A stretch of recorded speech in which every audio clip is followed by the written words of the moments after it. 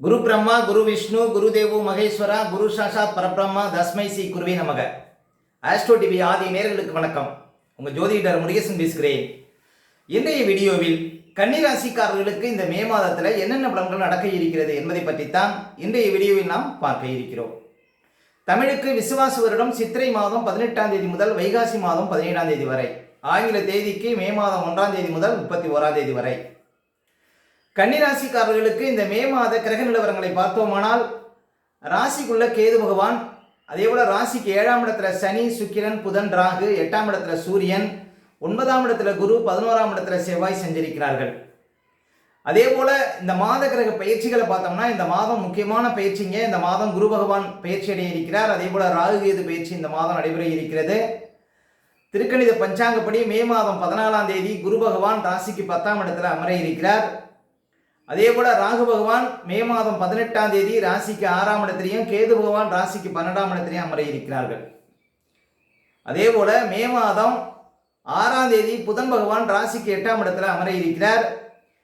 அதே போல மே 14ஆம் தேதி சூரியன் ராசிக்கு 9ஆம் இடத்துல அமர இருக்கிறார். மே 23ஆம் தேதி புதன் பகவான் உங்க ராசிக்கு அதிபதி ராசிக்கு 9ஆம் இடத்துல அமர இருக்கிறார். மே 31ஆம் தேதி சுக்கிரன் ராசிக்கு 8ஆம் இடத்துல அமர இருக்கிறார். இதுதான் இந்த மாத கிரக பயிற்சிகள். கன்னிராசிக்காரர்களுக்கு இந்த மாதம் எப்படி இருக்கும் பாருங்க. கன்னிராசிக்காரர்களுக்கு இந்த மாதத்திலேருந்து ஒரு திருப்பு முனை அப்படின்னு சொல்லலாம். ஏன் அப்படின்னா, கிட்டத்தட்ட 1.5 வருஷமாக ராசிக்குள்ள கேது பகவான் சஞ்சாரம் செய்தார். இதனால நிறைய பேருக்கு பாருங்க, ஆரோக்கியத்தில் பிரச்சனை, கடன் பிரச்சனை, வழக்கு பிரச்சனை, சொத்து வகையில் பிரச்சனை, கணவன் மனைவிக்குள்ள பிரச்சனை, அதே போல காதல் முறிவு, இப்படி நிறைய சிரமங்களை பார்த்துருப்பீங்க. கேது ராசிக்குள்ள நின்றதுனால உங்க கூட இருந்தவர்களே உங்களுக்கு ஏதாவது கெடுதல் செஞ்சிருப்பாங்க, துரோகம் பண்ணிருப்பாங்க அப்படின்லாம் சொல்லலாம்.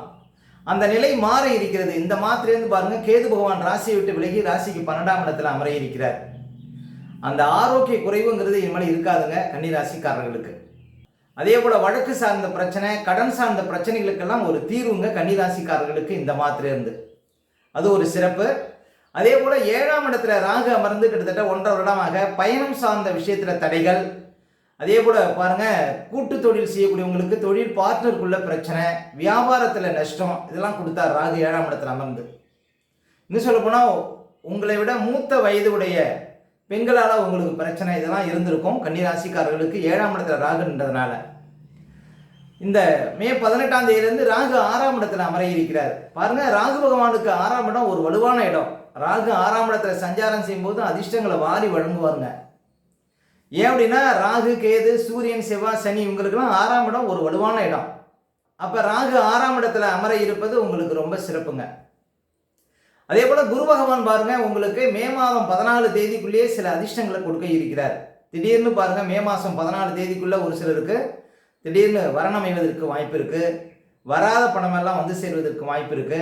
ஒரு சிலருக்கு திடீர்னு வேலை கிடைப்பதற்கு வாய்ப்பு இருக்கு மே 14க்குள்ள. இதெல்லாம் சிறப்புங்க. குரு 9ஆம் இடத்துல தற்போது சஞ்சாரம் செய்வது சிறப்பு. வருகின்ற மே 14க்கு அப்புறம் குரு 10ஆம் இடத்துல அமர இருக்கிறார். இந்த குரு 10ஆம் இடத்துல அமரக்கூடிய காலகட்டத்தில் தான் கொஞ்சம் விழிப்பா இருக்கணும். ஏன் அப்படின்னா, பழைய பாடலே என்ன சொல்லுதுன்னா, ஈசனார் ஒரு 10லே தலோட்டிலே இறந்துள்ளதும், சிவபெருமானுக்கே வந்து 10ஆம் இடத்துக்கு குரு வரும்போது பிச்சை எடுக்கும் நிலை ஏற்பட்டது அப்படின்னு பழைய பாடல் சொல்லுதுங்க. அதனால உத்தியோகம் சார்ந்த விஷயத்துல கொஞ்சம் விழிப்பா இருக்கணும் 10ஆம் இடத்துக்கு குரு வந்த பிறகு கிட்டத்தட்ட 1 வருடத்திற்கு. மற்றபடி பாருங்க, இப்போ ஒரு உத்தியோகத்தில் இருக்கீங்க அப்படின்னா யாரையும் பகைத்து கொள்ளக்கூடாது, மேலதிகாரிகளை பகைத்து கொள்ளக்கூடாது, வேலையை அவசரமா விடக்கூடாது, விஆர்எஸ் கொடுக்கக்கூடாது, அதே போல நீங்களாவே இடமாற்றத்துக்கு அப்ளை செய்யக்கூடாது. அதனால 10ஆம் இடத்துல குரு இருக்கும்போது உத்தியோகம் சார்ந்த விஷயத்துல கவனமா இருக்கணும் இந்த மாதம் 14 தேதிக்கு அப்புறம். அதே போல கன்னிராசிக்காரர்களுக்கெல்லாம் தற்போது பாருங்க, கண்டக சனி காலம். சனி பகவான் 7ஆம் இடத்துல வந்து உங்க ராசியை பார்த்துட்டு இருக்கிறார். சனி பகவானுடைய பார்வை நேரடியாக உங்க ராசிக்கு விடுவதனால கன்னிராசிக்காரர்களுக்கு கண் திருஷ்டிங்கிறது நிறைய இருக்கும். அப்ப எந்த ஒரு நீங்க காரியம் செய்ய போனாலும் அதை வெளியில சொல்லக்கூடாது. வெளியில சொல்லிட்டீங்கன்னா அந்த காரியம் பலிக்காது, அந்த காரியம் நடக்காது, அந்த காரியத்துல தடை வரும். அப்ப கன்னிராசிக்காரர்களுக்கு சனி பகவான் ராசியை பார்க்கறது பாருங்க உழைப்பால் உயர்வு அப்படின்னு சொல்லலாம். மேலும் கன்னிராசிக்காரர்களுக்கு சனி பகவான் யோகாதிபதி, அவர் உங்க ராசியை பார்க்கறதுனால வெளியூர், வெளிநாடு, வெளி மாநிலம் சென்று படிக்கக்கூடியவங்களுக்கு கட்டாயம் அதிர்ஷ்டங்கள் உண்டு. ஏன்னா சனி பகவான் அந்நிய கிரகம், அந்நிய பாஷைகளை சொல்லக்கூடிய கிரகம். அப்ப வெளியூர், வெளிநாடு, வெளி மாநிலம் சென்று படிக்கக்கூடியவங்களுக்கு சனி பகவானால கெடுபலன்கள் குறையும் அப்படின்னு சொல்லலாம். சரி, மேலும் பாருங்க, இந்த மாதம் உங்க ராசிக்கு அதிபதி புதன் பகவான் ஜனவரி 6ஆம் தேதிக்கு பிறகு 8ஆம் இடத்துல அமர இருக்கிறார். கிட்டத்தட்ட ஒரு மாசமா உங்களுக்கு உடல் ரீதியா சில பிரச்சனைகள் இருந்திருக்கும். ஏன் அப்படின்னா உங்க ராசிக்கு அதிபதி ரொம்ப வீக்கா இருந்தார், 7ஆம் இடத்துல நீச்ச நிலையில இருந்தார். கன்னிராசி ஆண்களுக்கு பெண்களாலையும், கன்னிராசி பெண்களுக்கு ஆண்களாலையும் சில அவமானங்கள்ங்கிறது ஒரு சிலருக்கு வந்திருக்க வாய்ப்பு இருக்கு. மே மாதம் 6 தேதிக்கு அப்புறம் பாருங்க, ஆரோக்கியத்தில் நல்ல ஒரு முன்னேற்றம் இருக்கும். ஏன் அப்படின்னா உங்கள் ராசிக்கு அதிபதி 8ஆம் இடத்துக்கு போயிடுவார். நீச்ச வீட்டை நோக்கி நீச்ச வீட்டை கடந்து போயிடுவார். அப்போ ஆரோக்கியத்தில் நல்ல ஒரு மேன்மை இருக்கும் மே மாதம் 6 தேதிக்கு அப்புறம். அதே போல் உங்கள் ராசிக்கு அதிபதி 8ஆம் இடத்துல மறையிறதுனால சொந்த ஊரை விட்டு எங்கேயாவது வெளிநாடு போகணும் அப்படின்னு நினைக்கிறவங்களுக்கு அந்த ஆசைகள் உடனே பூர்த்தி ஆகும். ராசிக்கு அதிபதி 8ஆம் இடத்துல மறைவது. மேலும் 8ஆம் இடத்துல புதன் மறைவது நல்லதாங்க. புதனுக்கு 8ஆம் இடம் ஒரு சிறப்பான இடம். திடீர் பணவரவு, எதிர்பாராத ஒரு அதிர்ஷ்டம், குருட்டு அதிர்ஷ்டம் இதெல்லாம் அடிக்கும் உங்கள் ராசிக்கு அதிபதி 8ஆம் இடத்துல மறைவது. அதே போல் சூரியன் பாருங்க, மே மாதம் 14 தேதி வரையும் 8ஆம் இடத்துல இருக்கிறார். சூரியன் கன்னிராசிக்காரர்களுக்கு விரையாதிபதி உச்சமாக இருக்கிறார். அப்போ திடீர் இடமாற்றங்கள் ஒரு சிலருக்கு ஏற்படுவதற்கு வாய்ப்பு இருக்குது மே மாதம் 14 தேதிக்குள்ள.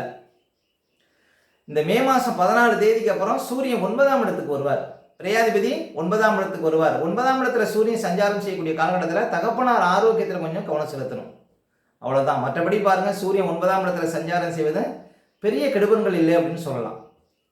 அதே போல சுக்கிரன் பாருங்க, 7ஆம் இடத்துல வந்து உங்க ராசியை பார்த்துட்டே இருக்கிறார். கிட்டத்தட்ட 4-5 மாதங்களாக சுக்கிரன் 7ஆம் இடத்துல வந்து உங்க ராசியை பார்த்துட்டு இருக்கிறார். இந்த மாதம் முழுவதும் பாருங்க 7ஆம் இடத்துல தான் இருப்பார். மே மாதம் 31ஆம் தேதி தான் 8ஆம் இடத்துக்கு வரார். அப்ப சுக்கிரனால உங்களுக்கு அதிர்ஷ்டங்கள் உண்டு அப்படின்னு சொல்லலாம். ஏன் அப்படின்னா சுக்கிரன் ராசியை பார்க்கறதுனால பணப்புழக்கத்துக்கு குறைவு இருக்காது. இந்த சுக்கிரன் எப்போ 7ஆம் இடத்துக்கு வந்தாலும் அதுலேருந்து பாருங்க பண வரவுல ஓரளவு உங்களுக்கு திருப்திங்கிறது கட்டாயம் இருக்கும். ஏன்னா சுக்கிரங்கிறது லட்சுமி அருளக்கூடியவர்.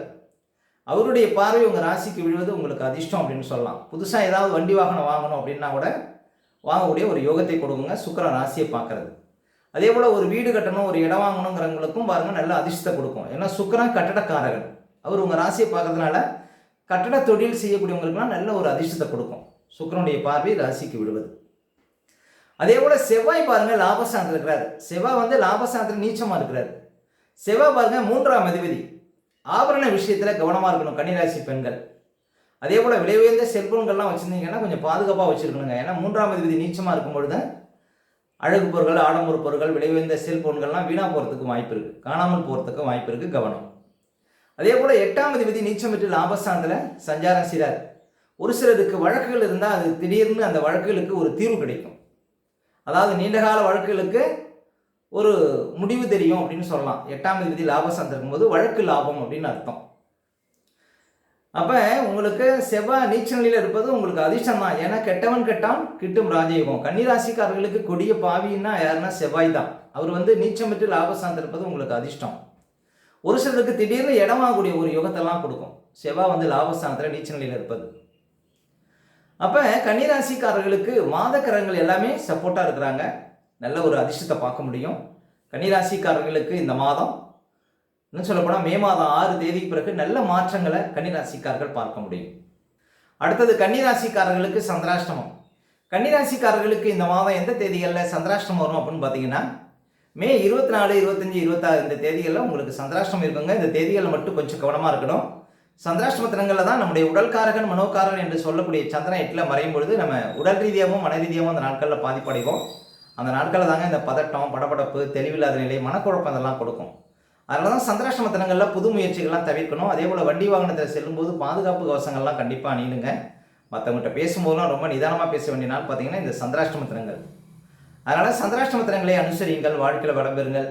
மேலும் கன்னிராசிக்காரர்களுக்கு இந்த மாதம் எந்த தேதிகளில் பணப்புழக்கம் சிறப்பாக இருக்கும் அப்படின்னு பார்த்தீங்கன்னா மே 3, 4, 5, மே 8, 9, மே மாதத்தில் 13, 14, 15, மே 20, 21, 22, 23, 24, மே 31 இந்த தேதிகளில் நிறைய பணப்புழக்கத்தை பார்க்க முடியும் கன்னிராசிக்காரர்கள். ஓகே, இந்த வீடியோ பிடிச்சிருந்தா ஒரு லைக் கொடுங்க. உங்கள் கருத்துக்களையும் கிருவனையும் கமெண்ட்ஸில் பதிவிடுங்க. இன்னும் நம்ம பல வீடியோ கொடுக்க இருக்கிறோம். நம்ம சேனலை சப்ஸ்கிரைப் பண்ணுங்கள். பக்கத்தில் வர பெல் சிம்பலையும் கிளிக் பண்ணுங்கள். நன்றி, வணக்கம்.